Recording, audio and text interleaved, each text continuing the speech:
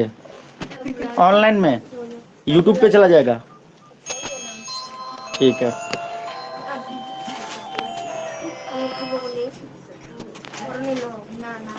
चलो शोर नहीं।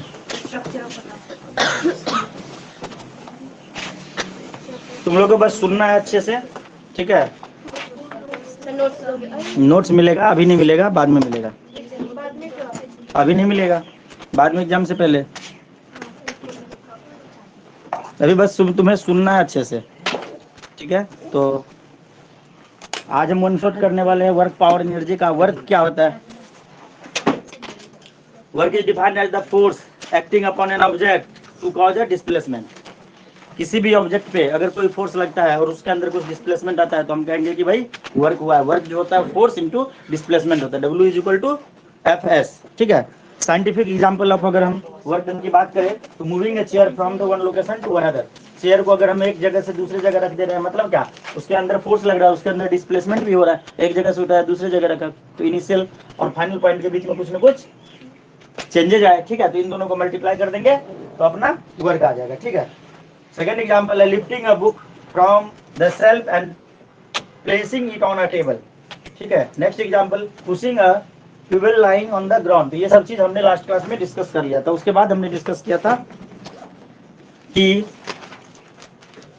Work is done if and only if, मतलब condition to be work done, मतलब कुछ कंडीशन है जिससे हमें पता चला कि भाई वर्क डन हुआ है। तो पहला पॉइंट था कि force is applied to an object, मतलब ऑब्जेक्ट पे फोर्स लगना ही चाहिए। फोर्स लगा है अगर ऑब्जेक्ट पे तभी वर्क डन होगा, और अगर फोर्स लगा, अगर डिस्प्लेसमेंट नहीं हुआ तो भी वर्क डन नहीं होगा, वर्क डन जीरो हो जाएगा।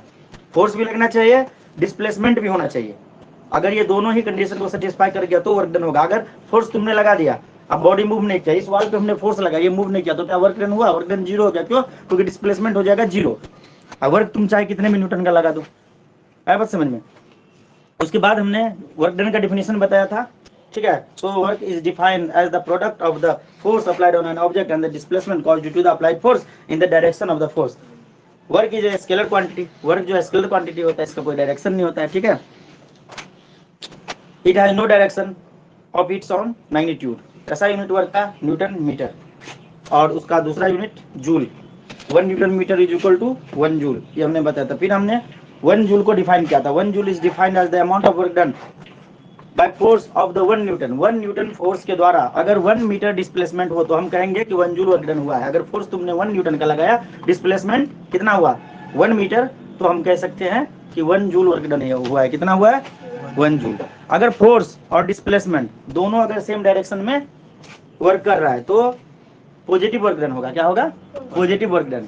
W is equal to FS। अगर फोर्स और डिस्प्लेसमेंट, फोर्स हम जिस डायरेक्शन में लगा रहा है उसके दूसरे डायरेक्शन में अगर डिस्प्लेसमेंट हो रहा है तब हम क्या बोलेंगे? Negative work done. क्या बोलेंगे? Negative work done. W is equal to minus FS, ठीक है। उसके बाद अगला टॉपिक है angle between the force and the displacement is 180 degree. जब दोनों के बीच में एंगल 180 डिग्री हो जाए, मान लो कि फोर्स इधर की तरफ लगा रहे हैं, डिस्प्लेसमेंट इधर की तरफ हो रहा है, दोनों के बीच में 180 का एंगल। बोलोगे कि सर ऐसा तो पॉसिबल नहीं। पॉसिबल है, मैकेनिज्म लिंक इनके केस में ये पॉसिबल होता है। कुछ ऐसा सेटिंग बनाया होता है, जैसे तुम साइंस सिटी गए कहीं पे, मान लो ऐसा तुम देखे नहीं होगे, परंतु मान लो कोई चीज है जिसको इधर से तुम पुश करो, इधर की तरफ मूव कर रहा है, उसके अंदर कुछ लिंक और मैकेनिज्म के द्वारा ऐसा बनाया गया, तो फोर्स इधर लगा रहा है, मूवमेंट इधर हो रहा है। ऐसा हो सकता है कि नहीं, वाई वगैरह के केस में, ठीक है। तो अगर दोनों 180 पे हो तब क्या होगा? If the force and displacement are inclined at an angle less than 180 degree, then work done is given by, अगर 180 से कम हो तो क्या होगा? W equal to FS cos theta. क्या होगा? FS cos theta. आप बोलोगे कि सर ये cos थीटा क्या? ये 10th में जाकर तुम पढ़ोगे। थीटा मतलब इंक्लिनेशन, कुछ एंगल होता है।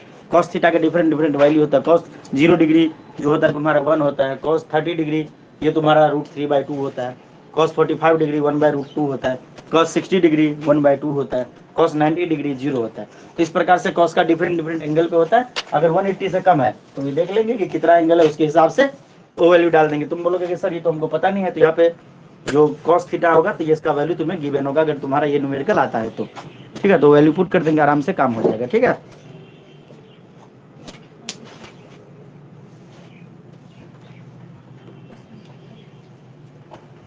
If the force and the displacement act at an angle of the 90 degree, अगर फोर्स और डिस्प्लेसमेंट दोनों 90 डिग्री पे लगता है, ठीक है, मतलब फोर्स इधर की तरफ लग रहा है और डिस्प्लेसमेंट मान लो कुछ इधर इस डायरेक्शन में हो गया, ठीक है, तो दोनों के बीच का एंगल कितना हो गया 90 डिग्री। तो इसमें पुट करेंगे तो F into S into cos 90 का वैल्यू हमने बोला 0 होता है, तो वर्क डन 0। सही है, फोर्स एंड डिस्प्लेसमेंट। तो फिर यही बात हो गई, एक बार मैंने ये चीज पढ़ा रहा था, तो जैसे मान लो कि सिसली गई एक बार यहाँ से गुवाहाटी घूमने के लिए, ठीक है, तो फिजिक्स पढ़ा दिए उसको, वर्क डन 0 पढ़ा दिए, ठीक है, फोर्स एंड डिस्प्लेसमेंट 90 डिग्री पे। तो जैसे सिसली गई गुवाहाटी, तो उसको सामान बहुत ज्यादा था तो उठा नहीं पाई, तो कुल्ली को लेकर तो कुल्ली आ जाओ, तो कुल्ली आया, उठाया, बहुत सारा 2-3 ट्रॉली था, उसे अपने सर पे उठा लिया, ठीक है, और वो ले जाके जहाँ पे रखना था वहाँ पे रख दिया। बोलते हैं कि वो बोलता है कि मैम पैसा दे दो, तो बोलते हैं पैसा किस बात का, तूने तो वर्क किया ही नहीं, वर्क डन हुआ ही नहीं, तो कैसे भाई। तो एक्सप्लेन करने लगे वहाँ पे फिजिक्स, ठीक है, कि देखो सामान है जितना न्यूटन का उतना केजीएफ फोर्स लगेगा ना, फोर्स ही है ना, जो कोई लोड होता है उसमें अगर हम ग्रेविटी को शामिल कर ले मास के साथ, तो ये तो क्या हो गया फोर्स। ये रिकॉर्डिंग चल रहा है ऑनलाइन क्या? हाँ सर, ब्लिंक कर रहा है, हाँ, तो ये तो वेट हो गया, तो सामान को तो उठाया, ठीक है, और डिस्प्लेसमेंट भी हो रहा है, तो जो ये जो खुली है उसके सर पे जो लोड रखा हुआ है किधर की तरफ लग रहा है, नीचे की तरफ लग रहा है, और वो उठा के ले जाके यहाँ पे रखा, डिस्प्लेसमेंट इधर की तरफ हुआ, फोर्स इधर की तरफ लग रहा है, एंगल 90 डिग्री है, ठीक है, cos 0 का cos 90 डाल दिए, वर्क डन हो गया 0। तो तूने तो कुछ काम ही नहीं किया, ठीक है, तो तुम्हें पैसे तो नहीं मिलेंगे। बेचारा टेंशन में आ गया, सोच रहा था कि काश मैं भी पढ़ लिख लिया होता, ठीक है, तो आज ये दिन ना देखने पड़ते, फिर पैसा नहीं दे उसे भगा दिया। सही है ना, इसलिए तो ऐसा मत कर देना, सिचुएशन पे डिपेंड करता है भाई। यहाँ पे वर्क डन नहीं हो रहा है, सच में नहीं, मतलब वर्क डन हो रहा है, वो स्पेशल केस में चला गया, ठीक है ना, तो ये बात वहाँ पे मत लगा देना, ठीक है। क्या हुआ, जो बहुत अच्छा नहीं था ना, हंसी नहीं आया किसी को ना। चलो, necessary condition for the work done, तो हमने बोला कि force should be act on the object and object must be displaced. Force object पे लगना चाहिए, ऑब्जेक्ट डिस्प्लेस होना चाहिए। सर यहाँ तो फोर्स लग रहा था लेकिन ऑब्जेक्ट, फोर्स लग रहा था ऑब्जेक्ट पे नहीं लग रहा था, ऑब्जेक्ट के द्वारा फोर्स आदमी के ऊपर लग रहा था। अरे बस समझ में, ऑब्जेक्ट ऊपर था, सर के ऊपर रखा हुआ था, ठीक है, तो यहाँ पे ऑब्जेक्ट पे फोर्स लगना चाहिए और ऑब्जेक्ट डिस्प्लेस करना चाहिए, ठीक है, आगे बात समझ में। तो उसके बाद एक टेबल है जो हम तुम्हें भेजेंगे, the direction of the displacement same as the direction of the force. अगर डिस्प्लेसमेंट और फोर्स का डायरेक्शन सेम हो, जिस डायरेक्शन में फोर्स लग रहा हो उसी डायरेक्शन में अगर डिस्प्लेसमेंट का भी डायरेक्शन है, मतलब देखो वर्क जो होता है फोर्स इंटू डिस्प्लेसमेंट होता है, वर्क जो होता है work done force into displacement होता है, कॉस थीटा रहने दो, कॉस थीटा भी होता है, लेकिन अगर नॉर्मली हम देखें तो यही होता है, ठीक है ना। तो अगर ये दोनों का डायरेक्शन सेम है, जिधर की तरफ फोर्स लग रहा है उधर की तरफ भी डिस्प्लेसमेंट, हमें इस चेयर को मारा, इधर की तरफ फोर्स मारा तो उधर की तरफ भी डिस्प्लेसमेंट हुआ, तो ये क्या हो गया positive work done. Nature of work done क्या हो जाएगा पॉजिटिव, ठीक है। Angle between force and the displacement, हमने इस ऑब्जेक्ट को इधर से फोर्स लगाया, ये मूव भी इधर किया, तो ये है फोर्स और ये है डिस्प्लेसमेंट मान ले, तो इन दोनों के बीच में कितना एंगल है 0 डिग्री, तो यहाँ पे डाल देंगे cos 0 का वैल्यू, मतलब f into S into cos 0 का वैल्यू होता है 1, तो एफ एस हो जाएगा, पॉजिटिव वर्क डन हो जाएगा ना, ठीक है।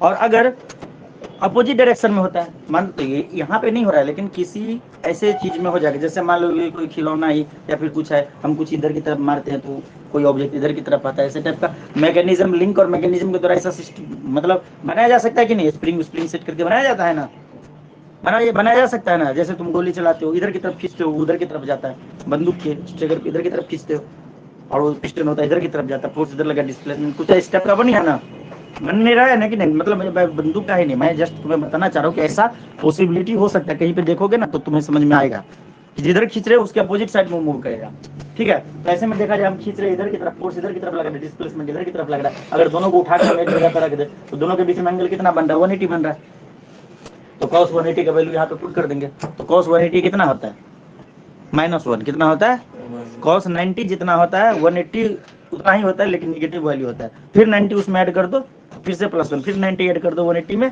270, अगर cos 270 देखेंगे तो +1, cos 360 देखेंगे तो फिर से -1, मतलब 90 डिग्री के इंटरवल पे ये बदलता रहता है, प्लस माइनस होता रहता है। कुछ समझ में आया?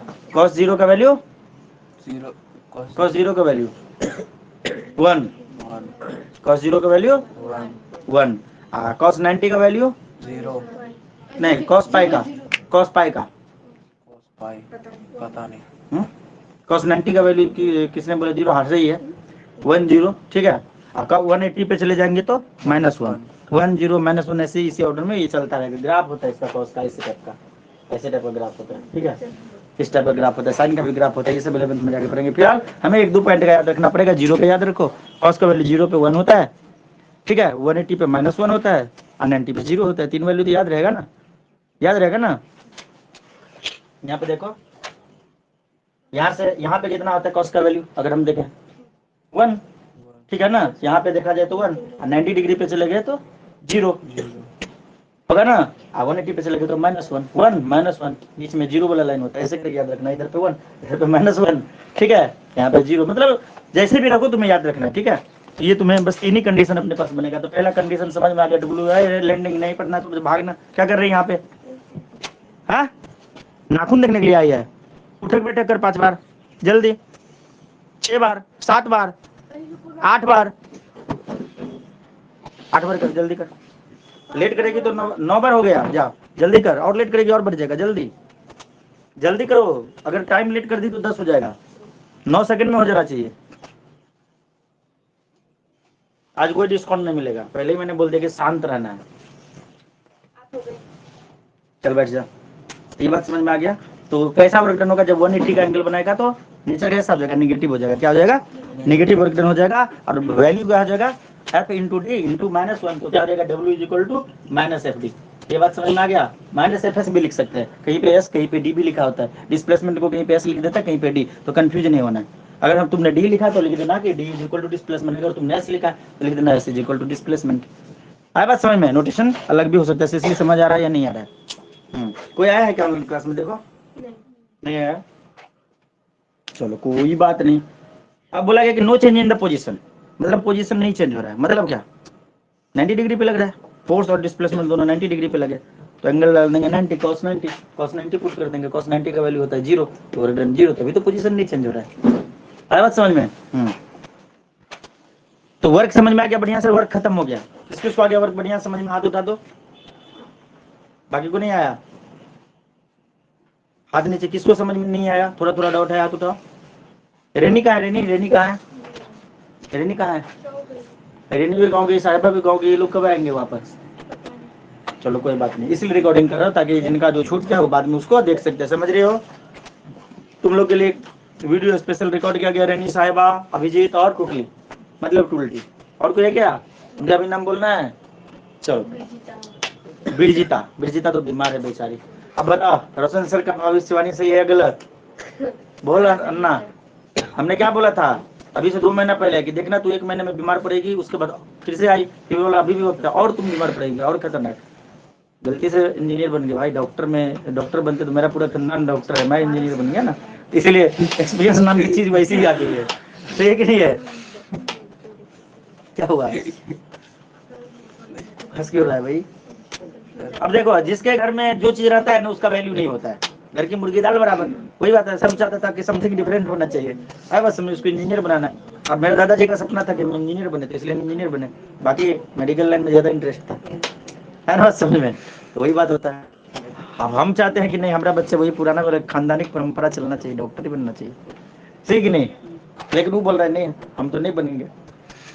ठीक है, कभी बोलता है हम पायलट बनेंगे, कभी बोलता है हम पुलिस बनेंगे, कभी बोलता है हम आर्मी बनेंगे, मतलब कुछ भी बनेंगे, पर ये दोनों चीज नहीं बोलेंगे जो आप बने हैं।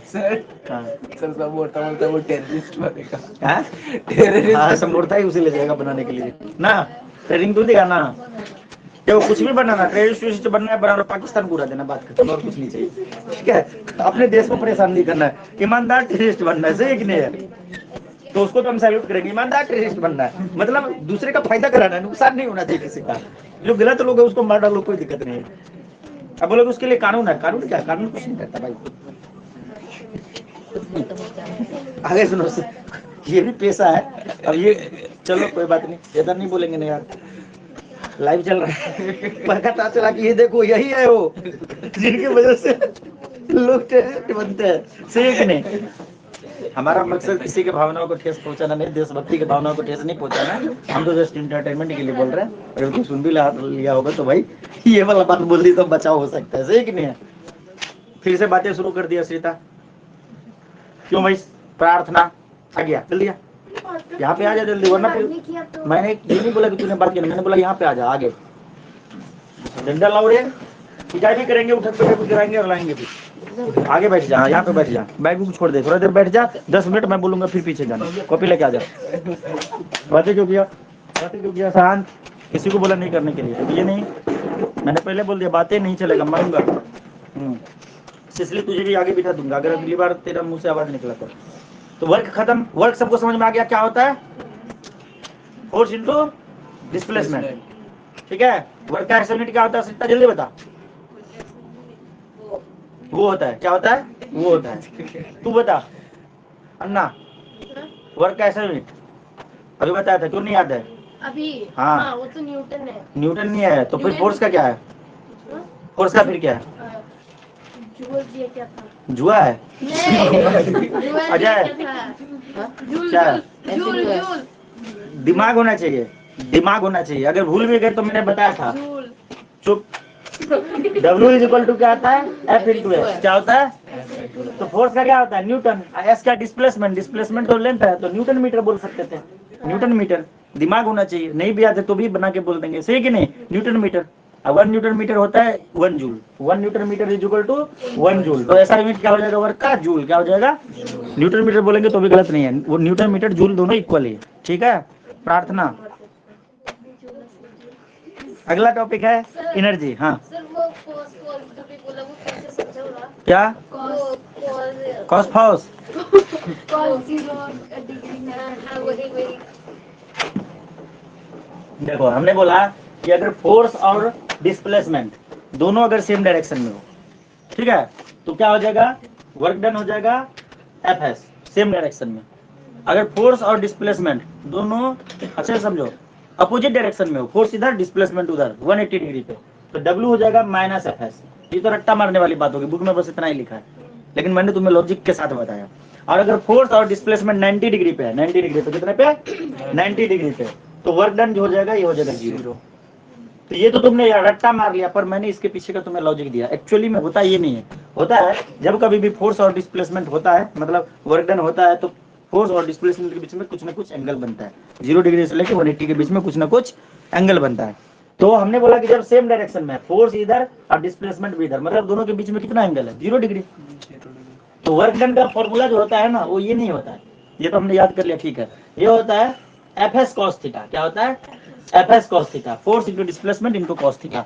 यहाँ पे थीटा जो होता है एंगल होता है, क्या होता है? एंगल। तो अगर हम दोनों सेम डायरेक्शन में ले लिए, या FD cos theta same direction में लिए, तो एंगल 0, तो क्या हो जाएगा? Fs cos 0। cos 0 का वैल्यू होता है 1। क्या होता है? cos 0 का वैल्यू 1, तो 1 इंटू Fs क्या हो जाएगा? ये बोला गया सेम डायरेक्शन में, यही बात मैं बता रहा था। अगर फोर्स और डिस्प्लेसमेंट, फोर्स इधर लग रहा है, डिस्प्लेसमेंट इधर की तरफ हो रहा है, तो दोनों के बीच में कितना का एंगल है? 180।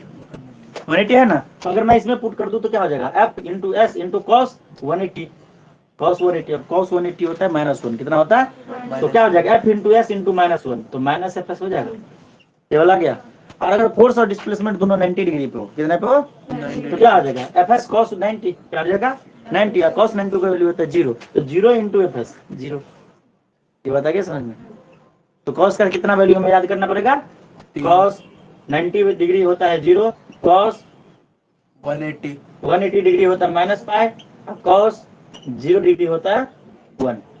-1 ना, 1 ओ सॉरी, मैंने ये गलत लिख दिया। cos 180 होता है तुम्हारा -1, cos 180 -1, 180 को ही पाई बोलते हैं। पाई का पाई इज इक्वल टू 180। 22/7 नहीं, 180। Pi equal to 180। एंगल के टर्म में देखेंगे तो पाई रेडियन मतलब 180 डिग्री। पाई रेडियन मतलब पाई रेडियन एंगल है, तो ये होता है 180 डिग्री। अब तुम जो पाई बोल रहे हो ना, वो पाई का वैल्यू 22/7 अलग चीज है। एंगल के टर्म में 180 होता है। आया बात समझ में? Pi radian is equal to 180, 2 pi radian is equal to 360, ठीक है। Pi radian is equal to 180, ये भी याद रखना। अब पूरा बढ़िया से ये चीज समझ में आ गया। कुछ चीज हमें लिख भी लेना चाहिए, हर चीज में लिखा हुआ नहीं मिलेगा, ठीक है ना। जो चीज लगे कि काम का है वो लिख लो रेफर करके, ठीक है, बाद में फायदा हो जाएगा। Fs cos थीटा यहाँ पे हमने प्रूफ करके दिखाया, तो ये cos थीटा उस थीटा इसमें नहीं लिखा हुआ है। मतलब मैंने तुम्हें लॉजिक दिया, जैसे मान लो कि हम बोलते ये इतना होता है, इसलिए बोलते ऐसा क्यों होता है, माइनस का लग गया, इसमें 0 का हो गया यार, कुछ ना कुछ होना चाहिए ना, इसलिए तो ये लॉजिक हमने तुम्हें दिया कि भाई इसके पीछे का मेन वजह क्या है। तो इसके साथ ही वर्क खत्म हो गया। अब अगला टॉपिक है अपना एनर्जी। क्या है? एनर्जी। तो तुम्हारे अंदर एनर्जी है प्रार्थना। कैसे मान ले कि तुम एनर्जेटिक हो, बता कैसे? क्योंकि तुम काम कर सकती हो। अगर तुम ज्यादा काम कर पाई तो हम कहेंगे कि तेरे अंदर एनर्जी है। तुम बढ़िया हो गई, मतलब तेरे अंदर एनर्जी नहीं है। सही है कि नहीं है? तुम अगर ज्यादा हम बोलेंगे कि झाड़ू लगाओ पूरे क्लासरूम को साफ करो, तो तुम बोले कि हाँ सर हम कर देंगे। और क्या नाम है तेरा? त्रिशा। त्रिशा बोलेगी कि सर हमारा मन नहीं है। मतलब क्या? उसके अंदर एनर्जी नहीं है, तेरे अंदर एनर्जी। तो एनर्जी का डिफिनेशन क्या हो गया? ये तो डिफिनेशन बता रहे थे। एनर्जी का डिफिनेशन बता रहे थे, capacity of a body to do work. क्या है? एनर्जी इज द, सुनो ध्यान से दुनिया वालों, ठीक है, energy is the capacity of body, शरीर की क्षमता, ठीक है, टू डू वर्क, कार्य करने की क्षमता को ही तो ऊर्जा कहते हैं। एनर्जी को हिंदी में क्या बोलते हैं? ऊर्जा। ऊर्जा काले कहा तेरे नहीं, ऊर्जा, एनर्जी, ठीक है ना? Capacity to do work is called energy. It is the capacity of a body to do work is called energy of the body. याद हो गया? हाँ सर। याद हो गया? हाँ, अब कभी भी लगे एनर्जी का डिफिनेशन भूल गए तो याद करना। सर ने बोले तो झाड़ू लगाना क्लास में, तो हम नहीं, हम लगा पाएंगे, त्रिशा नहीं लगा पाएगी, ऐसे करके याद करना। तुम लोग भी यही सोचना, मतलब त्रिशा के अंदर एनर्जी नहीं है। क्या नाम है तेरा? प्रार्थना के अंदर एनर्जी है। तो सुनो, सबसे एक बेस्ट बात, एक गुड रहस्य की बात बताता हूँ जो एकदम कभी मत भूलना। वर्क पावर एनर्जी चैप्टर का क्या नाम है? Work power energy. वर्क का हो या फिर एनर्जी का हो, चाहे पावर का, तीनों का ऐसा यूनिट सेम होता है, सबका जूल होता है। ये बात याद रखना, याद रखोगे ना? तो देखो एनर्जी का ऐसा यूनिट क्या होगा? जूल। इसको हम नॉर्मली मेजर किस में करते हैं? किलो जूल में। किसमें? Kilo joule. तो किलो कितना होता है? 10⁻3। क्या होता है? मेगा कितना होता है? 10⁶। मेगा नहीं, मेगा, गामा गामा। मेगा क्या होता है? 10⁶। क्या होता है? गीगा क्या होता है? 10⁹ क्या होता है? 10⁹ 10⁻3 क्या होता है? किलो। क्या होता है? किलो, मेगा, गीगा, ठीक है। तो हम बोलेंगे कि 1 किलो जूल, तो भाई 1 जूल तो हम जानते थे, लेकिन किलो लग गया तो 10⁻3 हो गया। 10⁻3 का मतलब 1000। 1000 जूल क्या हो जाएगा? 1 kilo joule is equal to 1000 joule. क्यों? तो रोशन से बोले थे कि किलो आ गया तो 10⁻3 आ जाएगा, 1000 जूल। अब 1 मेगा जूल, तो चलो मेगा तो इसमें नहीं है, जब आएगा तो मेगा आ जाएगा, mj आ जाएगा, तो 10⁻6 9 बढ़ते रहेगा। हाँ बोलना, मजा आ रहा है कि नहीं? अभी जो मैं पढ़ा रहा हूँ बिना लिखाई हुए पढ़ा रहा हूँ, एकदम 1 शॉट वीडियो दे रहा हूँ। मतलब देखो फर्क क्या है, ये चीज मैं तुम्हें धीरे धीरे कराता हूँ, ये चीज मैं धीरे धीरे कराता हूँ, लिखा लिखा के कराता हूँ, तो इसको 4 दिन में करा सकते, कितने दिन में? और इस चीज को अगर हम बिना लिखाए अगर कराए, ये नोट्स अगर दे दे, तो उसमें 2 दिन लगेगा। कितना लगेगा? 2 दिन, क्योंकि 2 दिन एक्स्ट्रा इसलिए बढ़ जाते, उसमें लिखना भी पड़ता है। तुम लिखते हो, हम भी लिखते हैं, हम मिटाते हैं, तुम पढ़ते हो, उसको दिमाग में सेट करते हो, तो सब कुछ सेम है। तुम लोग को लग रहा होगा कि नहीं सर बहुत कुछ छोड़ देंगे, जी नहीं छोड़ेंगे कुछ नहीं, पढ़ाएंगे हर चीज। स्पीड थोड़ा बढ़ा दिए और लिखने का थोड़ा घटा दिए, इसको आप घर पे लिख लेंगे तो अच्छा होगा कि नहीं होगा? हाँ ऐसे ज्यादा बेटर है। ऐसे ज्यादा बेटर है? नहीं, ये ज्यादा बेटर नहीं, ज्यादा बेटर हुआ है। ये तेरे को भी बेटर क्यों लग रहा है पता है? एक बात बता रहा हूँ, सुनो मेरी बात, हर चीज का टाइमिंग होता है, परफेक्ट टाइम पे सब कुछ परफेक्ट लगता है। अगर तुम्हें सुबह में मान लो कि सपोज करो तुम भात खाते हो, जैसे नॉर्मली अगर देखा जाए इंडिया के पॉइंट ऑफ व्यू से, तो सुबह में हल्का नाश्ता किया जाता है, रोटी ब्रेड ये सब खाया जाता है। उस टाइम पे तुम्हें भात खाने के लिए दिया जाए तो अच्छा नहीं लगेगा। या मान लो तुम्हारी आदत भात खाने की है, उस टाइम पे तुम्हें नान वगैरह खिलाया जाए तो अच्छा नहीं लगेगा खाने में। अब ये बोलेंगे कि सर हमको तो बहुत अच्छा लगेगा। ठीक है ना? किस किस को अच्छा लगा था नान? रे हाथ उठाओ, सबको अच्छा लगा था नान। किस किस को अच्छा लगा? त्रिशा को अच्छा नहीं लगा नान। समोसा को भी नहीं अच्छा ये हैं? समोसा तुझे भी अच्छा नहीं लगा? अच्छा। हम लोग गए थे घूमने के लिए, ठीक है, तो गुड एक राज की बात बता रहा हूँ, ठीक है। इन लोग ने 200-300 रुपये बर्बाद किया, ठीक है, 200-300 रुपये बर्बाद किया। कैसे? तो हमें पता था कि क्या होने वाला है, फिर भी हम बच्चे को तो दुखी नहीं कर सकते, ऑर्डर दिया, अच्छा खासा खाना ऑर्डर दिया, हर 3 बंदे पे 1 कढ़ाई पनीर, सबको कढ़ाई सामने में रख दिया। तो ऐसा उस टाइम पे सबको हम देख रहे थे, सबके चेहरे एक तरफ ऐसा लग रहा था यार इतना कम ना, इतना को मतलब इतने कम में क्या होगा, और भी चाहिए, ठीक है। तो हमने नान ऑर्डर दिया था, अपने हिसाब से दिया था, सबको 2-2 पीस करके मिलेगा, तो फिर ऐसे करके 2-2 पीस दिया। फिर हमने देखा कि खाने का रफ्तार इतना तेज देखा, सबने खाया, धड़ाधड़ एक खाया। मैं सोचा कि यार सही बात है, मैंने गलती कर दिया, और मतलब जितना कि उतना और करना चाहिए, ठीक है। मैंने उतना नहीं करके हाथ और बढ़ाया, अरे पूछा पहले इन लोग से, 2-3 लोगों को बुला के आपस में, त्रिशा को भी साथ बुलाया था, पता नहीं किसको बुलाया था, 2 लोगों को बुलाया, मैं देखो ये अभी जो तुम लोग खा रहे हो जो स्पीड है उस हिसाब से कितना ऑर्डर करना चाहिए। तो बोलता है कि सर और मतलब एक एक पीस और होने से मतलब फिर हम लोग ये ऑर्डर कर दिए। और जब दूसरा पीस खाया और उसके बाद जब वो बिरयानी वगैरह आया और वो सब चीज खाया, उसके बाद बोल रहा है हम नहीं लेंगे तो हम नहीं लेंगे। ले मतलब उसमें से सर अब कैंसिल कर दो, कैंसिल भी नहीं हो सकता ना, वो तो बनने ऑर्डर दे दे तो बनना शुरू हो गया। फिर देखो ये लोग धोखेबाज कितने हैं। बोलता है कि सर बोले पैक कर लो, हाँ ट्रेन में खाओगे, हाँ सर ट्रेन में खाएंगे। पैक करा लिए, उसके बाद ट्रेन में पैर नहीं पकड़े, बाकी सब कुछ किए, भाई खा लो नहीं यार, कोई खा लो ना, कोई नहीं खा रहा। ये बेचारा दया करके ये 2 पीस खाया, तीनों ने मिलके, या 1 पीस पता नहीं, जो भी मतलब बहुत बोलने से हाँ ये दोनों तीनों ने थोड़ा थोड़ा थोड़ा प्रार्थना ने भी खाया, ठीक है, थोड़ा सा एक टुकड़ा, बाकी बच्चों ने क्या किया, बर्बाद। क्या किया, बर्बाद। अब सोचा, अब तुम सोचोगे कि सर घर पे भाई जो गति तोड़ी वो गति मोड़ी, तुम भी ठूस के आए थे, हम भी ठूस के आए थे, भूख मुझे भी नहीं था, ठीक है। घर पे आके सोचे कि चलो 1 पीस खाते हैं, 1 पीस क्या, 1 पीस लिए तो आधा पीस खाए, बाकी सारा चीज फोल्ड करके फेंकने वाले थे। फिर याद है कि यार बगल में भी लोग रहते हैं। ठीक है, फिर याद है कि बगल में भी लोग रहते हैं, जल्दी जल्दी से निकाला, ठीक है। एक मतलब झूठा ऊपर से एक लिया था, उसी में डालने ही वाला था कि याद आ गया, तो फिर उनको बोले देने के लिए, तो देखो वो बोल रहे नहीं हम 2 पीस से ज्यादा नहीं लेंगे। अब उसके बगल में, तो उसके बगल में कशिश रहती है, तो कशिश तो थी नहीं, तो फिर अब क्या करें, तो फिर बोले कि चलो यार अब गाय माता खाएगी सब। ठीक है, सारा गया कचरे में, उधर में फेंक दिया गया। सुबह में खा रहा होगा कोई गाय हुई आके, खाते रहते हैं कचरे पे घूम के। तो ये हालत कर दी यार तुम लोग। तो मतलब हम क्या बात कर रहे थे यहाँ पे, एनर्जी से रिलेटेड कुछ बात उठी थी, कंक्लूड नहीं कर पाए, टॉपिक ही भूल गया, ठीक है। फिर से याद आएगा तो उसको कंक्लूड करूंगा, ठीक है। फिलहाल हम बात करते हैं फॉर्म ऑफ एनर्जी का। किसका बात करते हैं, फॉर्म ऑफ एनर्जी। मतलब एनर्जी के कई सारे फॉर्म पाए जाते हैं, वेरियस फॉर्म। हाँ बात ये रहती है कि परफेक्ट टाइम पे परफेक्ट, मतलब खाने के बाद सुबह में तेरे को ये दे दिया जो तो नहीं खा पाते, ठीक है ना, तो देखो अब कंक्लूड करा। तो इसी प्रकार पढ़ाई से रिलेटेड सुनो, वही होता है, मैं जब बात को बढ़ाता हूँ ना पढ़ाई के अलावा, तो इतना आगे चला जाता है कि पीछे कहाँ पे थे ये ढूंढने में मतलब बड़ा प्रॉब्लम हो जाता है, ठीक है ना। तो देखो बात यहाँ पे पढ़ाई से शुरू होती है।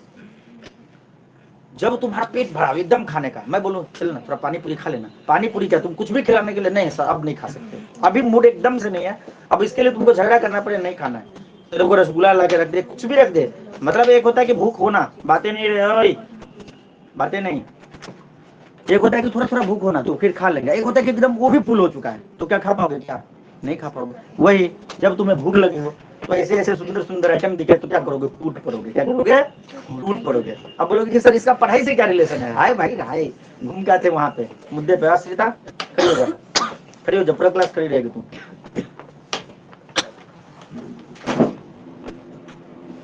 चल ऐसे ही खड़े होगे तू, सुन पढ़ाई के साथ ये रिलेशन है। नॉर्मली जब मैं तुम्हें पढ़ाता था तो मन एकदम नहीं लगता था, क्या होता था, मन एकदम नहीं लगता था, क्यों, क्योंकि कोई टेंशन नहीं है ना। अभी क्या है यार, अभी तो इतना सारा समय पढ़ा है, 2 महीना पढ़ाया हुआ है, अभी कोई एग्जाम नहीं है। अभी क्या होगा, एग्जाम का टाइम आ गया, क्या आ गया, एग्जाम के। अब तो जैसे भी पढ़ा लूं तेरे को अच्छा ही लगेगा, क्योंकि भूख लग चुकी है, क्या हो चुकी है, भूख लग चुकी है। उस टाइम पे अगर 1 शॉट करा देते ना तो पता चलता है उस दिन का जो चिल्लाना है पूरा बेकार चला जाता है, क्योंकि तुम्हारा दिमाग तो किसी का फूल की तरफ तो किसी का पत्तों की तरफ, ठीक है ना। कोई मन में कुछ और खुश रहा, आज तो खाएंगे, आज तो पानी पूरी खाएंगे, आज तो ये, कोई सोच रहा नहीं आज तो कल तो त्रिशा का बर्थडे, आज तो कल तो खाना का, आज से प्लानिंग चल रहा है, पूरा दिमाग बिजी है, क्या है, बिजी है। ऐसा होता है कि नहीं, मैं झूठ बोल रहा हूँ क्या, ऐसा होता है ना। हाँ अभी तुम लोग का मन सबका लग रहा है, मुझे पता है, लेकिन थोड़ा कम लग रहा है, लेकिन सबका एकदम बढ़िया, प्रार्थना का एकदम बढ़िया, एकदम एक्टिव होकर देख रही, सब कुछ सुन रहे। और मैं इस बात की गारंटी दे रहा हूँ कि तुम्हें मन भी लग रहा है और तुम्हें समझ भी पूरा आएगा। अब बात यहीं तक नहीं रुकेगी, मैं दावा करता हूँ कि तुम एग्जाम में भी अच्छे से लिख के आओगे, तुम्हारे मार्क्स भी अच्छे आएंगे इस पीरियोडिक टेस्ट में, ठीक है ना। क्योंकि अभी पूरा लास्ट टाइम है, एकदम फिटिंग लेवल आया है, तो इस टाइम पे अच्छा होता है, ठीक है। तो इसीलिए मैं भी इसका फायदा उठाता हूँ, ठीक है।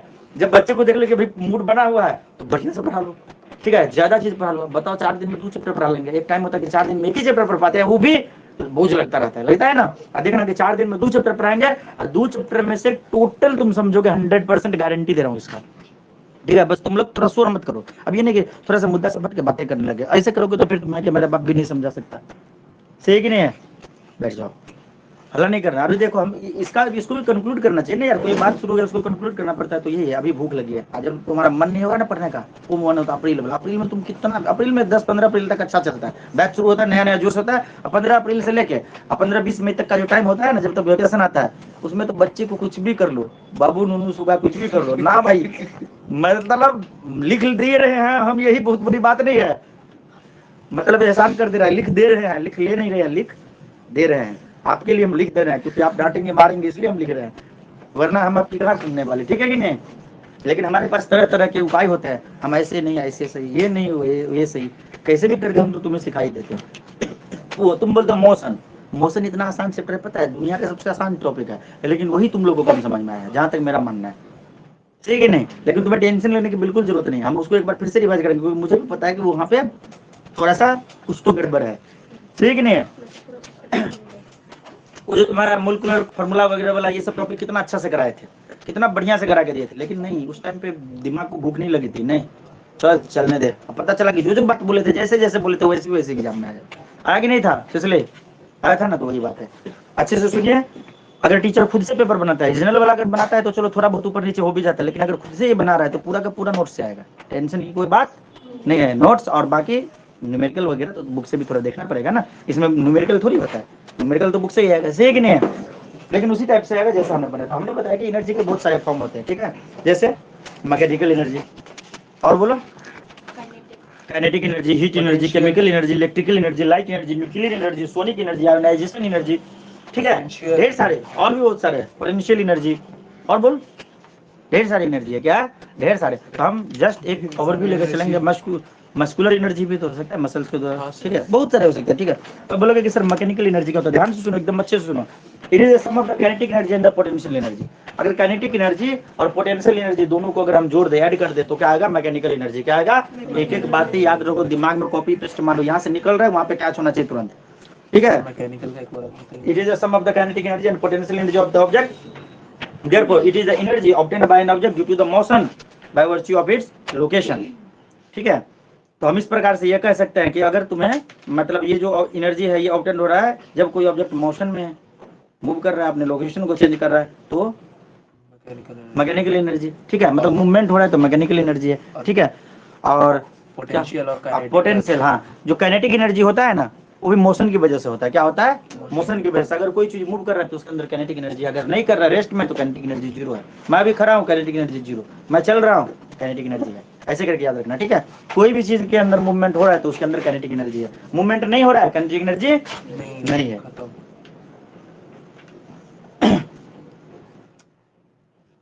और अगर कोई बाइसाइकिल है, ठीक है, a bicycle climbing a hill possesses the kinetic energy as well as the potential energy, ठीक है। तो उसमें काइनेटिक एनर्जी भी है, पोटेंशियल एनर्जी। बोलोगे सर पोटेंशियल एनर्जी जितना ज्यादा हाइट होगा, हाइट ग्राउंड पे है जीरो, पोटेंशियल एनर्जी जीरो। जितना ज्यादा हाइट पे है उतना उसके अंदर पोटेंशियल एनर्जी है। तो कोई रोप पे अगर क्लाइंबिंग कर रहा है तो उसके अंदर पोटेंशियल एनर्जी भी है, और चूंकि ये मूव कर रहा है तो इसलिए काइनेटिक एनर्जी भी है कि नहीं, उसमें दोनों एनर्जी है, समझ रहे हो। मैं इसको ऐसे फेंक दिया इस डस्टर को, तो इसके अंदर पोटेंशियल एनर्जी भी है, क्यों, क्योंकि ये हाइट से है, जमीन से कुछ ऊंचा पे है, तो पोटेंशियल एनर्जी, और क्योंकि ये मूव कर रहा है इसलिए इसके अंदर काइनेटिक एनर्जी भी है, सही कि नहीं है। ये kinetic zero, potential energy, mechanical सब जीरो, क्योंकि ना ये मूव कर रहा है और ये ग्राउंड पे जमीन पे रखा हुआ है। बात समझ में। अगर इसी को थोड़ा सा ऊपर में रख देते तो इसके अंदर पोटेंशियल एनर्जी होता कि नहीं होता। काइनेटिक एनर्जी जीरो, लेकिन पोटेंशियल एनर्जी समथिंग, तो zero plus something mechanical energy होता समथिंग, समझ में आया। तुम फर्स्ट फ्लोर पे जाके तुमको वहां से गिरा दिए तो तेरे अंदर दोनों एनर्जी है, सही है कि नहीं है। हंस क्या लगा भाई, एग्जाम्पल देने पड़ते हैं ना।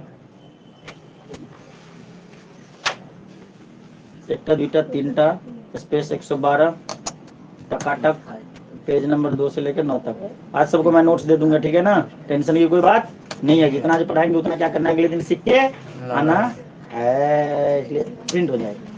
देखो और सुनो मेरी बात। तो ये अभी हमने जाना मैकेनिकल एनर्जी के बारे में, किस एनर्जी के बारे में, मैकेनिकल एनर्जी। अगला टॉपिक है heat energy. It is the energy obtained by an object due to its temperature, it is also called thermal energy। अगर टेम्परेचर की वजह से किसी भी चीज के अंदर अगर एनर्जी होता है तो उसको बोलते हैं हीट एनर्जी, इसको हम थर्मल एनर्जी भी बोलते हैं। जैसे energy possesses by a hot cup, hot cup के अंदर कुछ ना कुछ एनर्जी होता है, उसके अंदर एनर्जी होता है, तो किसकी वजह से, टेम्परेचर की वजह से होता है। छूने से वो गर्म लगता है तो इसके अंदर एनर्जी है।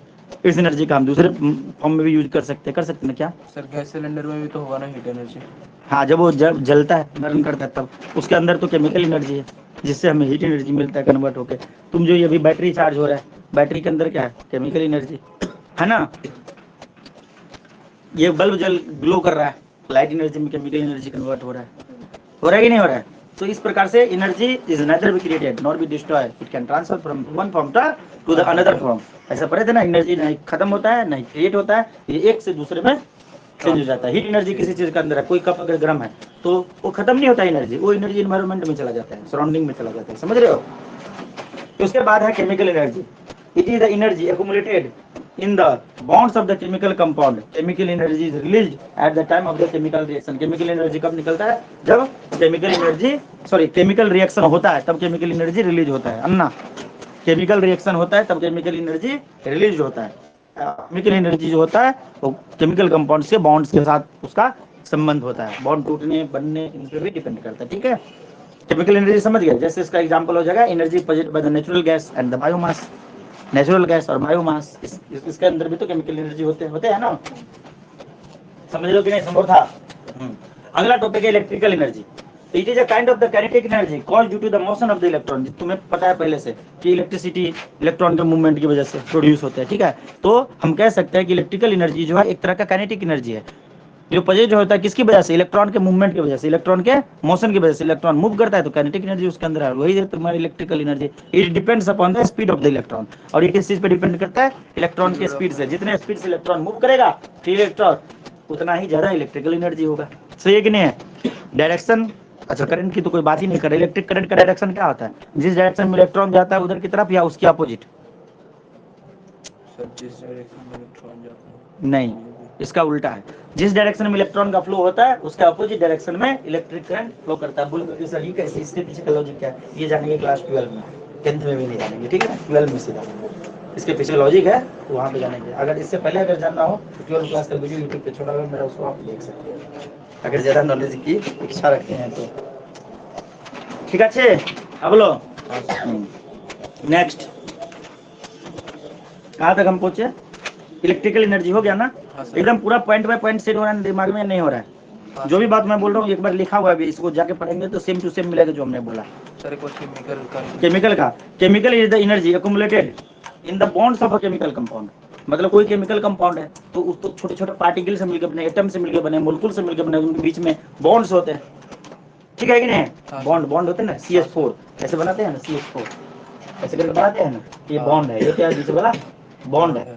ठीक है, तो chemical energy accumulated in the bonds of a chemical compound, जो भी बॉन्ड्स है उसके अंदर होते हैं। Chemical energy is released at the time of the chemical reaction. जब केमिकल रिएक्शन होता है तब केमिकल एनर्जी रिलीज होता है, कोई दो कंपाउंड जब रिएक्ट करते हैं। ठीक है कि नहीं? वैसे तो उसके अंदर सेव होते हैं। ठीक है, electrical energy it is the kind of kinetic हो गया। अच्छा ठीक है, उसके बाद लाइट एनर्जी, ये तो तुम्हें पता ही है। It is the energy due to the light और इलेक्ट्रोमैग्नेटिक वेव। इलेक्ट्रोमैग्नेटिक वेव और लाइट के जो एनर्जी होते हैं वो कहलाते हैं तुम्हारे light energy. It is also called the radiant energy और इलेक्ट्रोमैग्नेटिक एनर्जी। और लाइट एनर्जी का हम रेडिएंट एनर्जी भी कहते हैं और इलेक्ट्रोमैग्नेटिक एनर्जी भी कहते हैं। एग्जांपल एनर्जी फ्रॉम द सन, सन से जो हमें एनर्जी मिलता है वो लाइट एनर्जी है। सही है कि नहीं है? पूरा क्लियर हो रहा है या नहीं हो रहा है? इसी तरह कोई दिक्कत पूछना कीजिए। एकदम मैंने क्या बोला था कि दिमाग को एकदम कंसंट्रेट करना है, एकदम एकाग्र करके सुनना है। अगर कुछ ऐसा लग रहा है तो हमें बोल दो कि सर 2 मिनट का ब्रेक ले लीजिए, ले लेंगे ब्रेक, कोई दिक्कत नहीं है। ठीक है, अगला है न्यूक्लियर एनर्जी। क्या है? Nuclear energy. तो it is energy present in the nucleus of an atom. कोई एटम होता है तो उसका न्यूक्लियस भी होता है, जैसे सेल होता है, सेल का न्यूक्लियस होता है ना। बॉडी का सबसे छोटा पार्ट क्या है? सेल है। सेल के अंदर न्यूक्लियस होता है ना, वैसे हमने बताया कि एटम होता है, एटम नाम का कुछ चीज होता है। ठीक है, तो एटम के अंदर न्यूक्लियस होता है, तो उस न्यूक्लियस के अंदर जो एनर्जी प्रेजेंट होता है उसको बोलते हैं न्यूक्लियर एनर्जी। न्यूक्लियर बम वगैरह सुना है ना, न्यूक्लियर वेपन, तो उसमें उसी न्यूक्लियस का nuclear energy released when the nuclear combined और सेपरेट। जब न्यूक्लियस या तो दो न्यूक्लियस जुड़ते हैं, दो एटम के न्यूक्लियस अगर जुड़ते हैं या फिर वो सेपरेट होते हैं, टूटते हैं, तो उस टाइम पे न्यूक्लियर एनर्जी निकलता है। क्या होता है? न्यूक्लियर एनर्जी निकलता है, रिलीज होता है। न्यूक्लियर एनर्जी कब रिलीज होता है? जब दो न्यूक्लियस या तो कंबाइन करते हैं या फिर सेपरेट होते हैं। सुना नहीं है किसी को? ठीक है ना, तो न्यूक्लियर एनर्जी रिलीज होता है। Therefore we can say that, इस प्रकार हम ये कह सकते हैं कि every atom in the universe comprises of the nucleus energy. मतलब जितने भी एटम इस ब्रह्मांड में है सबके पास न्यूक्लियर एनर्जी है, लेकिन यूरेनियम का सबसे पावरफुल है। यूरेनियम के बारे में पता है ना? यूरेनियम का यूज होता है न्यूक्लियर बम में, न्यूक्लियर वेपन में। ठीक है ना, ये सबसे उसका जो एटम जो होता है उसका न्यूक्लियस के में सबसे ज्यादा एनर्जी होता है। ठीक है, आसान भाषा में इसको जानो। बाकी यूरेनियम के बारे में ज़्यादा जानकारी अगर चाहिए तो कोई फैक्ट्स वगैरह तुम देख सकते हो, कुछ सर्च करके पढ़ सकते हो। बाकी मैं तो पढ़ाऊंगा सही समय आने पे। हाँ बोल ना। हाँ सर, ये जो न्यूक्लियर एनर्जी का वो आपने बताया, वो सिर्फ एटम पे वर्क करता है या फिर सेल पे भी वर्क करता है? एटम पे। सेल में कहाँ से आ जाएगा भाई न्यूक्लियर? सेल में नहीं होगा, एटम के केस में हो जाएगा, केमिकल कंपाउंड्स के केस में, एटम के केस में। हाँ क्यों हो जाएगी? मजा नहीं आ रहा यहाँ पे पढ़ने में? अभी दोस्ती थोड़ी नहीं बनेगी, बातें नहीं करेगी। बातें करेगी तो फिर से बुला लूंगा, परमानेंटली बुला लूंगा। इसके बाद तुझे यहीं पे बैठाऊंगा फिर हमेशा के लिए।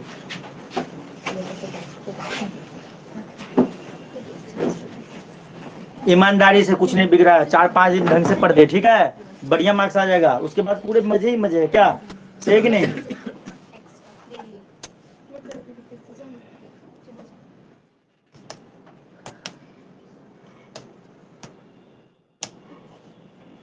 तो क्या हुआ? एक सेट मारा, 4 सेट मारना था। तो सुनो, uranium is a radioactive metal capable of the producing nuclear energy in the nuclear power plant. ठीक है, यूरेनियम जो है एक रेडियोएक्टिव मेटल है, ठीक है, जो न्यूक्लियर एनर्जी प्रोड्यूस करने की क्षमता रखता है, जो बहुत ज्यादा न्यूक्लियर एनर्जी प्रोड्यूस कर सकता है, इसलिए उसको न्यूक्लियर पावर प्लांट में इसका यूज किया जाता है, या फिर कोई न्यूक्लियर वेपन बनाने में भी इसका यूज होता है। आया बात समझ में? सोनिक एनर्जी नाम से पता चल रहा है, सोनिक साउंड से रिलेटेड, ठीक है ना? तो सोनिक एनर्जी क्या होता है इसके बारे में हम जानते हैं। तो it is energy possessed by the substance as it vibrates. जब कोई भी सब्सटेंस वाइब्रेट करता है तो जो एनर्जी है वो कहलाएगा सोनिक एनर्जी। जैसे साउंड कब प्रोड्यूस होता है? जब एयर मोलिक्यूल वाइब्रेट करते हैं, पता था ना ऐसा? हाँ सर। ठीक है, तो उसके अंदर जो एनर्जी है हम क्या कहेंगे? ये सोनिक एनर्जी है। फिर से एक बार बताता हूँ, थोड़ा सा इसको थोड़ा सेट कर दूं।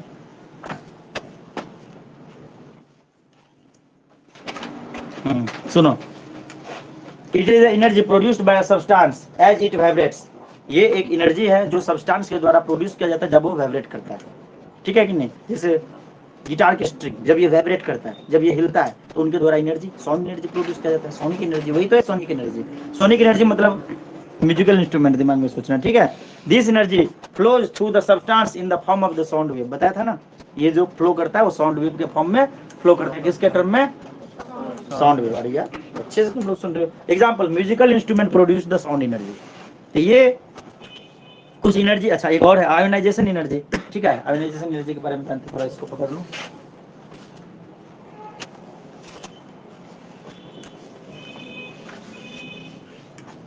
बहुत रिस्की काम है ये देना भी, ठीक है? रिस्की है ना यार, ये एकदम इधर उधर दौड़ो पकड़ो, भाग गया गिर गया, अगर गलती से उल्टा पुल्टा हो गया तो पूरा एक सीरीज ही बर्बाद हो जाएगा, पेज का नहीं हो जाएगा। अभी देखो एक सेट गलती से प्रिंट लग गया था, 3 मारना था, फिर से शोर करना शुरू कर दिए। सुनो मेरी बात, ionisation energy it is the energy that binds electron with the nucleus. देखो न्यूक्लियस में कौन होता है? प्रोटॉन और न्यूट्रॉन। क्या होता है? सही बोली त्रिशा ने। न्यूक्लियस में कौन होता है? प्रोटॉन और न्यूट्रॉन। और इलेक्ट्रॉन क्या करता है? उसके चारों तरफ चक्कर लगाता है। क्या करता है? तो चक्कर लगाते लगाते भाग भी तो सकता है, भाग सकता है ना, लेकिन भागने नहीं देगा। कौन? एनर्जी। कौन सा energy? Ionisation energy. Ionisation energy जो होता है एक तरह का एनर्जी होता है जो इलेक्ट्रॉन को न्यूक्लियस के साथ बांध के रखता है, इसको इससे दूर भागने नहीं देगा। आया बात समझ में?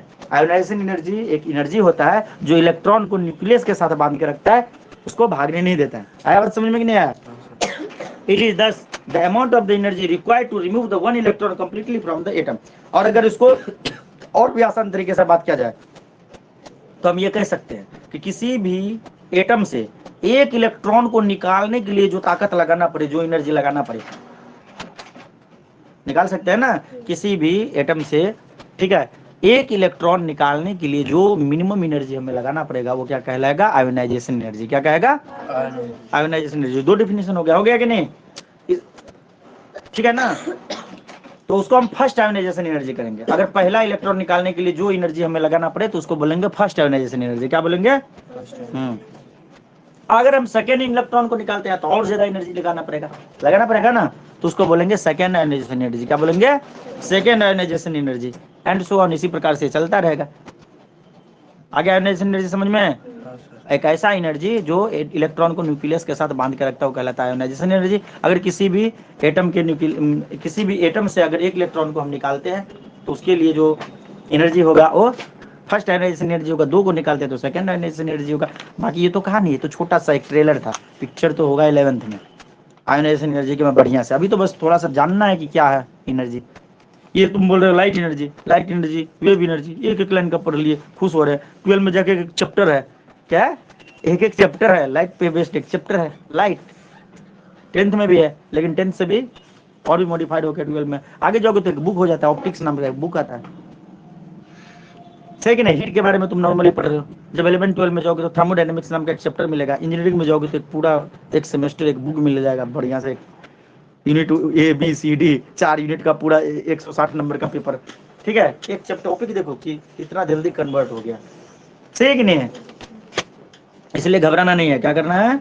घबराना नहीं है। उसके बाद है काइनेटिक एनर्जी। तो हमने पहले ही बता दिया कि जब किसी चीज के अंदर मोशन हो तो उसके अंदर काइनेटिक एनर्जी होता है। इसको पलटना है तो कर। जब किसी चीज के अंदर मोशन हो तो क्या होता है? उसमें काइनेटिक एनर्जी होता है। अगर कोई चीज मूव कर रहा है मतलब उसके अंदर काइनेटिक एनर्जी है। अगर हाइट के साथ बात हो रही है तो पोटेंशियल एनर्जी है। ठीक नहीं है? अब देखो इसको हम तोड़ते हैं बढ़िया से। तो काइनेटिक एनर्जी का डेफिनेशन सुनो। It is the energy possessed by our body due to the motion. It is the energy possessed by our body due to the motion. याद रहेगा? हाँ बोलो। Kinetic energy of an object increases with the speed. तो स्वाभाविक सी बात है, जब कोई चीज मूव कर रहा है तो जितना ज्यादा स्पीड होगा उतना ज्यादा काइनेटिक एनर्जी है। सिसली को नहीं करना अभी, अन्य को नॉर्मल धक्का देके गिरा दिए तो उसके अंदर कम काइनेटिक, वो उठा के एकदम फेंक दिए जोर से, ज्यादा स्पीड से तो ज्यादा काइनेटिक एनर्जी है। लगे कि किसी के सर पे तो सर टूट जाएगा, और स्पीड से तो और। अब बोले कि अन्य के सर हम रॉकेट लॉन्चर थोड़ी है कि लॉन्च किया जाए हमको। एक पत्थर नॉर्मली ऐसे तेरे सर पे मार दो, यहाँ पे छोड़ दो, कुछ होगा नहीं। और थोड़ा जगह तो थोड़ा सर फूटेगा, एकदम खींच के मारेंगे तो क्या होगा? छेद हो जाएगा। ठीक नहीं? मर भी सकता है। हाँ बोलना, समझ रहे हो कि नहीं है? तो उसके अंदर जितना ज्यादा स्पीड को बढ़ा दे रहा है उतना काइनेटिक एनर्जी बढ़ जा रहा है। क्या हो जा रहा है? बढ़ जा रहा है। काइनेटिक एनर्जी बढ़िया से सेट हो गया। सर फोड़ने वाला बात याद रखना अगर काइनेटिक एनर्जी की बात आए तो। फिर से एक बार बोल देता हूँ, ध्यान से सुनो, अच्छे से समझ में आएगा। It is energy possessed by body due to the motion. Kinetic energy of an object increases with the speed बढ़ने से काइनेटिक एनर्जी बढ़ेगा। Kinetic energy of body moving with a certain velocity. अगर कोई भी बॉडी है जो move कर रहा है कुछ वेलोसिटी से, तो work done on it to make it acquire that velocity. ठीक है, तो काइनेटिक एनर्जी क्या होगा उसका? उनके द्वारा कितना वर्क डन किया गया। Kinetic energy of a body moving with a certain velocity equal to sine. उसके बाद अगर कोई बॉडी है जो कुछ वेलोसिटी से मूव कर रहा है तो उसके अंदर काइनेटिक एनर्जी क्या होगा? Work done on it to make acquire that velocity. तो उस वेलोसिटी को अचीव करने के लिए कुछ वेलोसिटी से, मान लो 20 किलोमीटर पर आवर की स्पीड से मूव कर रहा है, तो 20 किलोमीटर पर आवर के स्पीड को गेन करने के लिए उसे जितना वर्क डन करना पड़ा वही होगा काइनेटिक एनर्जी। आया बात समझ में? काइनेटिक एनर्जी कोई एक बॉडी का जो कि कुछ वेलोसिटी से मूव कर रहा है तो उस वेलोसिटी को अटेन करने के लिए उसे जितना वर्क डन करना पड़ा, ठीक है, तो वही होगा उसका काइनेटिक एनर्जी। काइनेटिक एनर्जी का एक डेरिवेशन है। क्या है? डेरिवेशन है E is equal to half mv²। एकदम 100% इसका प्रूफ आएगा अगर टीचर खुद से पेपर बनाता है तो। E is equal to half mv²। इसका प्रूफ आज हम नहीं कर रहे, अगले दिन कराएंगे। यहाँ पे हमने की लिख दिया के, तो E मतलब काइनेटिक एनर्जी, के मतलब काइनेटिक एनर्जी। हाँ, पोटेंशियल एनर्जी क्या होता है? E is equal to mgh। ये 100% मतलब 100% समझ लो ना, आएगा ही आएगा एग्जाम, इसलिए इसको अगले दिन कराएंगे और भी ताजा रहेगा, याद रहेगा इसका डेरिवेशन। बोलो कि किशोरी तुम बहुत खतरनाक लग रहा है भाई, भरोसा रख मेरे पे, सबसे आसान है। फर्स्ट इक्वेशन ऑफ मोशन आता है ना, E is equal to u plus at। Second equation आता है ना, S is equal to ut plus half at² आता है ना। थर्ड इक्वेशन आता है ना, बस ये याद होना चाहिए। कैसे हुआ ये नहीं जानना है, बस ये याद रहना चाहिए। याद रहेगा ना, v² minus u² is equal to 2s। ये सब चीज अगर आता है आराम से इसको सोल्व कर पाएंगे। ठीक नहीं है? तो ये सुन ले, ये डेरिवेशन मैं अगले दिन के लिए लिख रहा हूँ, अभी खत्म नहीं हुआ है। पोटेंशियल एनर्जी की बात करते हैं। किसकी बात? Potential energy. तो जानते हैं पोटेंशियल एनर्जी क्या होता है? It is the energy possessed by a body due to the position or the shape is called potential energy. हमने क्या बोला? पोजीशन और शेप, मतलब उसका शेप कैसा है, शेप पे भी डिपेंड करता है पोटेंशियल एनर्जी। पोजीशन मतलब कितना हाइट पे है, ठीक है। Every object possesses the some energy called potential energy. हर एक ऑब्जेक्ट में कुछ ना कुछ एनर्जी होता है जिनको बोलते हैं पोटेंशियल एनर्जी, ठीक है। An object when gain energy में store it in itself as a potential energy, ठीक है। आगे for example water stored in a dam has a large amount of the potential energy due to its height above the ground. मतलब जो dam पे पानी मतलब जमा करके रखा जाता है, डैम डाल के डैम बना के पानी को स्टोर करके रखते हैं ना, जब उसको खोलते हैं उससे टरबाइन पे मतलब गिराते हैं तो फिर टरबाइन रोटेट करता है, उससे इलेक्ट्रिसिटी प्रोड्यूस होता है, पता है ना। डैम सुने ना, वाटर डैम, पानी को रोक के रखना, तो उसके अंदर बहुत ज़्यादा पोटेंशियल एनर्जी होता है। क्यों? क्योंकि नॉर्मल लेवल से उसका हाइट काफ़ी ज़्यादा होता है। हाइट पे तो डैम होता है, अम्बासा में थोड़ी डैम बनेगा, हाई पीक पे डैम होता है ना, जैसे भाखड़ा नंगल डैम, एकदम पहाड़ की चोटियों पे पानी को घेर के रखना, सही है कि नहीं। डैम ऐसी जगह पे होता नहीं है किसी नदी पे, तो डैम नदी इतना लेवल पे भरा, यहाँ पे डैम बनाएगा, डैम के ऊपर से पानी बह के चला जाएगा, सही कि नहीं। चारों तरफ से ऊंची ऊंची दीवारों से घेर के पानी को रखते हैं ना। हाँ बोल ना। The stressed rubber band possess the potential energy due to the distorted shape. जो स्ट्रेस्ड रबर बैंड होता है ऐसे करके खींच देता है, उसके अंदर काफी ज्यादा पोटेंशियल एनर्जी होता है, क्योंकि उसका शेप को ही तूने चेंज कर दिया, ठीक है। छोड़ोगे अगर एक हाथ को तो फिर दूसरे हाथ को ना नहीं याद आएगा, सही है कि नहीं है। हाँ बोलो।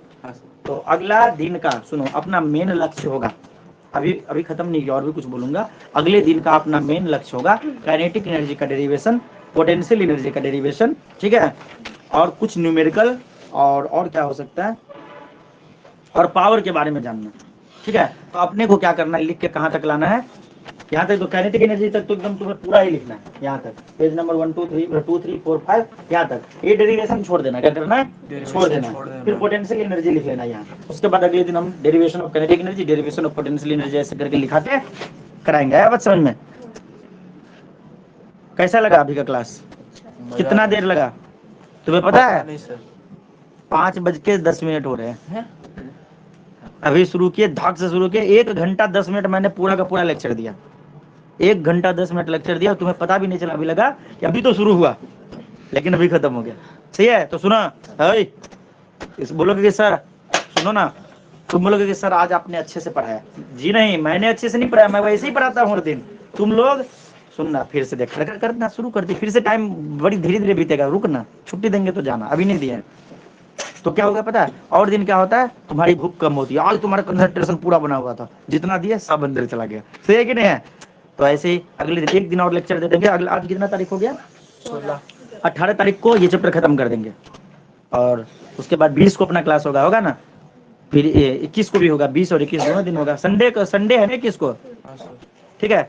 तो अपना स्ट्रक्चर ऑफ एटम भी बड़े प्यार से, एकदम ऐसे ही बड़े प्यार से खत्म करेंगे, और मजा भी आएगा, नोट्स दे देंगे। स्ट्रक्चर ऑफ एटम होगा तो लिखाएंगे, ठीक है। उसमें बहुत कुछ, नोट्स में इतना चीज पॉसिबल नहीं होता। सुन मेरी बात। और साइंस तो पहला चैप्टर, अपना पहला सब्जेक्ट तो अपना होता नहीं, एग्जाम में नहीं होता है ना, इसलिए कोई टेंशन की बात नहीं। अब मान ले किसी बच्चे का आज का क्लास छूट भी गया, दोबारा तो इतना बोलना पॉसिबल था नहीं, तो इसलिए रिकॉर्डिंग भी कर दिया। क्या होगा, तेरा मोबाइल का बैटरी जाएगा, परंतु बच्चे को आगे ये हमारे लिए बहुत बड़ा अचीवमेंट है। मिलते हैं अगले क्लास में, अगले क्लास में इतना ही। जय हिंद। हाँ रुको।